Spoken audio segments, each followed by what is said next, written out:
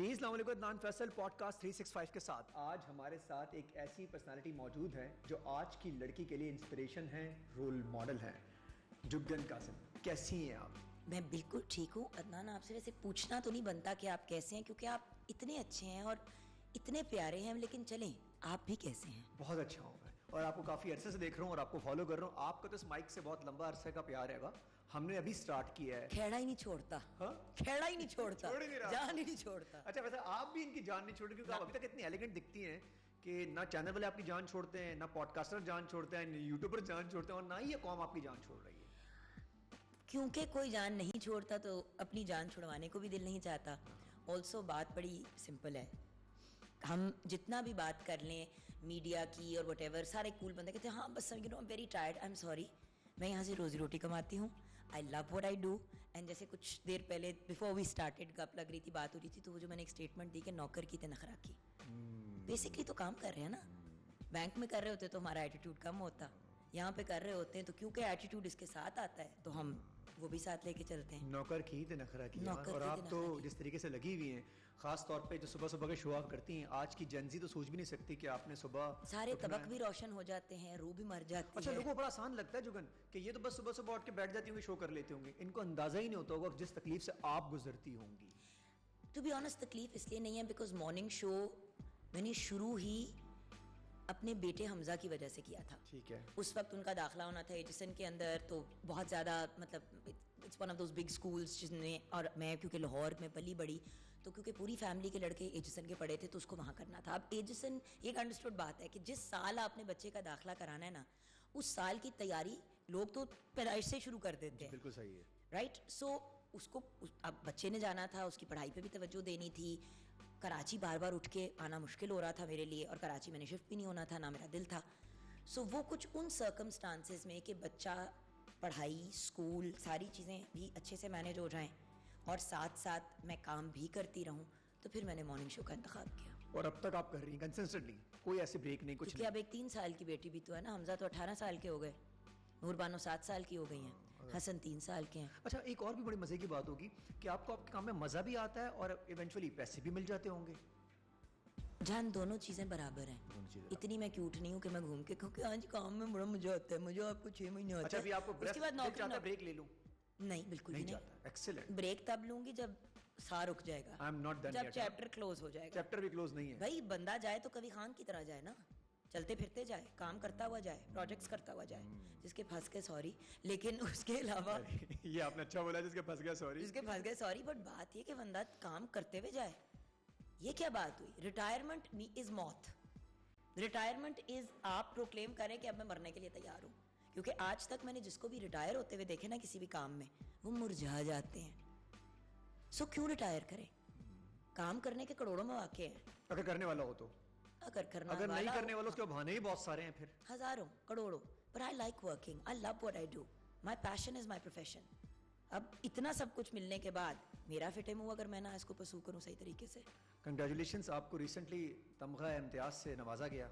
गलतियां हो जाती हैं इंसानों से ही। नहीं, ये गलती उनसे हुई थी, आपके लेने हुई थी, क्योंकि आपने लिया भी तो है किसी से।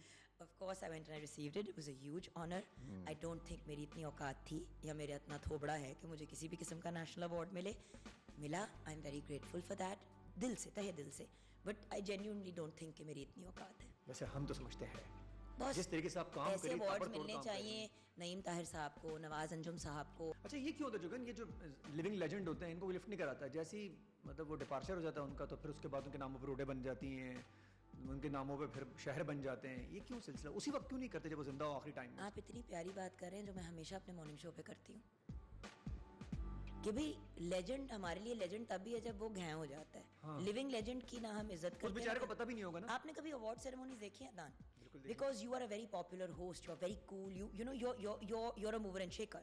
आपको फ्रंट में बिठाएंगे, लेकिन हमारे सीनियर आर्टिस्ट को बिल्कुल पीछे नुक्कर में कहीं बिठा देंगे या बुलाएंगे ही नहीं। बुलाना ही भूल जाते हैं। बुलाते ही नहीं है, बुलाते ही नहीं, वो कहते हैं भूल नहीं जाते, कॉन्शियसली नहीं बुलाते। अच्छा, बहुत सारे लोगों ने क्रिटिसाइज भी किया आपको कि अवार्ड नहीं मिलना चाहिए था, सो कॉल्ड कुछ मर्द हजराती बीच में थे। ये मर्दों को तकलीफ क्यों हो जाती है खवातीन जब आगे आती हैं ज्यादा? अच्छा, मेरे अवार्ड पे? हाँ। मुझे कोई मसला नहीं है, मैं तो खुद कह रही हूँ मुझे नहीं मिलना चाहिए। जब मैं आपके साथ when I am agreeing with you, I am not even agreeing to disagree, I am agreeing with you, तो फटा क्या है? खुद के एरिया में मिलना चाहिए। मुझे मुझे नहीं लोग कुछ लोग कहते हैं डिजर्व करती हैं आप, वो ज्यादा है। उनका बहुत शुक्रिया कि उनको लगता है मेरी इतनी औकात है। वो तो फिर प्यार करने वाले लोग हैं ना। वो तो मेरी माँ को भी लगता है मुझे मिलना चाहिए था, लेकिन उनको ये भी पता है कि कितनी मैं फिटे मुंह औलाद हूँ। सो the point is at the end of the day, प्यार करने वाले तो आपकी 100 चीजें दरगुजर कर देते हैं भाई। इसीलिए तो जिंदगी में अगर कुछ कमाना है तो ताल्लुक कमाओ। ये मैंने इस लास्ट रमज़ान ट्रांसमिशन जब करी थी तो वहाँ पे कुछ एक मसला ऊंच नीच का हुआ, तो आई रिमेंबर मुझे किसी ने घूम के कहा कि मैम ये जो कमाई है वो, मैंने कहा पुत्र मेरी एक कमाई है, ये जो सारे बंदे अभी इस वक्त मेरे साथ खड़े हुए हैं ना, ये मेरी कमाई है, ये मेरे एसेट्स हैं, इन्होंने ही मुझे संभालना है, इन्होंने ही साथ लेके चलना है। आखिरी सांस जब ले रहे होते हैं ना, उस वक्त गाड़ी बंगले की टेंशन नहीं होती, कोई हाथ पकड़ने वाला चाहिए होता है जो आपको सहारा दे दे अगली सिचुएशन में निकलने के लिए। सो औकात अपनी नहीं भूलनी चाहिए इंसान को, जितने ऊपर चला जाए बंदा। अच्छा यूजुअली हमारे साथ ये नहीं होता, हम थोड़ा सा अगर सबने एक ही किस्म की कब्र में जाना है। हाँ, एंड में तो वही हाल है, खबर तो हर किसी को याद उसी है। मिट्टी में जाना है, उन्हीं मकोड़ों ने खाना है जिनको आपको चलते हैं पैरों से। ओहो हो, तो सोच के कुछ ला करें। ये सारी बातें जुगन, ये सब हमें शुरू में क्यों समझ में नहीं आता? थोड़ा सा मेच्योर होने के बाद ही क्यों समझ में आती है सारी बातें? जब आप बिल्कुल 25, 23 की होंगी उस वक्त आपको बातें मेरे ख्याल शायद आपको भी समझ में आती थी वैसे, जब अम्मी कहती होंगी या कोई बड़ा कहता होगा तो आपसे। अच्छा, आई केम फ्रॉम अ वेरी थोड़ी ज़रा लाडी डा फैमिली, राइट? सो मसला ये था कि वहाँ पे वही 25-30 ईयर ओल्ड वाली सोच थी कि मैं और हम ये ख़ानदान और ये बैकग्राउंड। तो because I grew up with that, मुझे बहुत बचपन से एक चीज़ हमेशा चुभती थी, इसीलिए मैं बिल्कुल इंडिपेंडेंट हो गई। 17 साल की उम्र से मैंने 1 रुपया घर से नहीं लिया, एक धेला नहीं लिया। कोई मेरा ख़ानदान वाला अगर कहे खुद किया सारा कुछ आपने? ये कोई आम तासुर जो होता है पीछे से पैसे के, मुझे तो बड़ी एजुकेशन दी गई, गाड़ियाँ पीछे मेरी कीन के। जान, जब मेरी शादी हुई है फैसल से 11 साल पहले, तो लोगों ने कहा कि बहुत अमीर वकील ब्ला ब्ला, और फैसल और मैं उस जमाने इस बात पे हंसते थे कि वो प्रिंसटन येल के पढ़े हुए और मैं उनसे ज्यादा कमाती हूँ। When I married my husband, और ये खुद अपने मुंह से कहते हैं सबको, कहते हैं she earn more than me. वो तो अब माशाल्लाह मेरे से कई गुना ज्यादा कमाते हैं, मतलब he is a very successful lawyer. उस वक्त नहीं था जानी, he just gone through a divorce, he was paying alimony to his ex-wife. Gold के कारोबार थे उनके, गोल्ड आपने ले लिया सारा, पता नहीं क्या ले लिया, कुछ भी नहीं। कहाँ था ये सब कुछ? फैसल अपने पेरेंट्स के साथ रह रहे थे, मैं रेंट के घर में थी, हम दोनों फिर उस रेंट के घर में साथ शिफ्ट हो गए। फिर मैंने घर बनाया, अभी 6-7 साल पहले I moved into my own house. उस घर को बनाने के लिए भी मैंने फैसल से 1 रुपया नहीं लिया, अपने पैसों से बनाया आपने? जी। जो मेरे प्लान्स और मेरे गोल्स थे, देखिए मैंने सारी जिंदगी सुना, इसका घर उसका घर, बाप का घर इसका घर उसका घर, मेरा अपना घर क्या है भाई? मेरी ये शर्त थी फैसल से, मैंने कहा जब घर बनाऊंगी ना, मैं ज़मीन मैंने ले ली हुई है जब बनाया मैट फैसल, मैंने कहा घर में आप नहीं पैसे डालेंगे। ही सेड क्यों?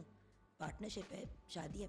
मैं कहा नहीं, ये मैं बनाऊंगी, आप सब कुछ करें, टेक्निकल सारी चीज़ें देखें, पैसा नहीं डालना, पैसा मेरा होगा। हाँ, ये भी क्लियर करना बहुत जरूरी था लोगों के पे। आप नहीं, लोगों को क्या, सारा पैसा वहां से आया था, आपने सारी मेहनत करके बनाया है। Boss, and I am a tax payer, you can check with FIA, you can do whatever you want. अच्छा, इसके अंदर मेरा खुला सीन है, मैं इसीलिए खुला कोई भी लड़की अगर सोचे, कोई भी लड़की अगर सोचे कि वो अपनी मेहनत सब कुछ करना चाहे अपने हस्बैंड से, तो ये भी ठीक है, या वो हस्बैंड के साथ ही मिलकर कर सकती है शाना बशाना?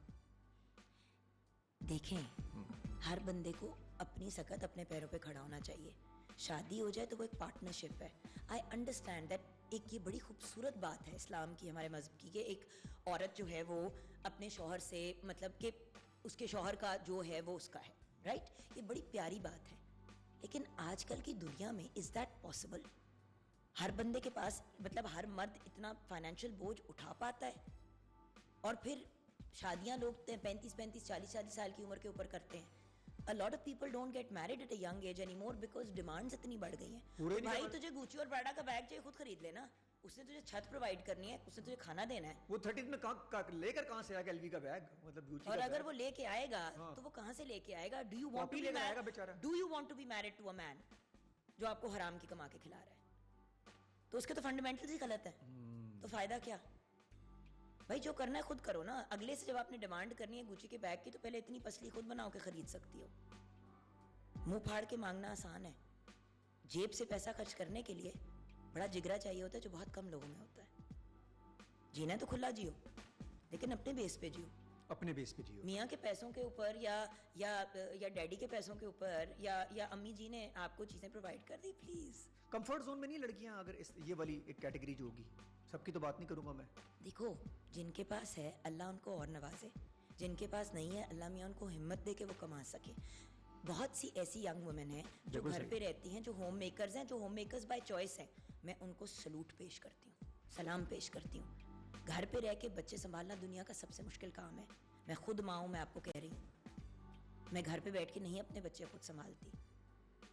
बहुत से लोग जो है कि इसे मैनेज करती हैं, आप जहाँ पे नूर को और हसन को लेके जा सकती हूँ ले जाती हूँ। हमजा तो उग ही गया, अब इंशाल्लाह is going of to college this year, Canada. So the point is, it is what it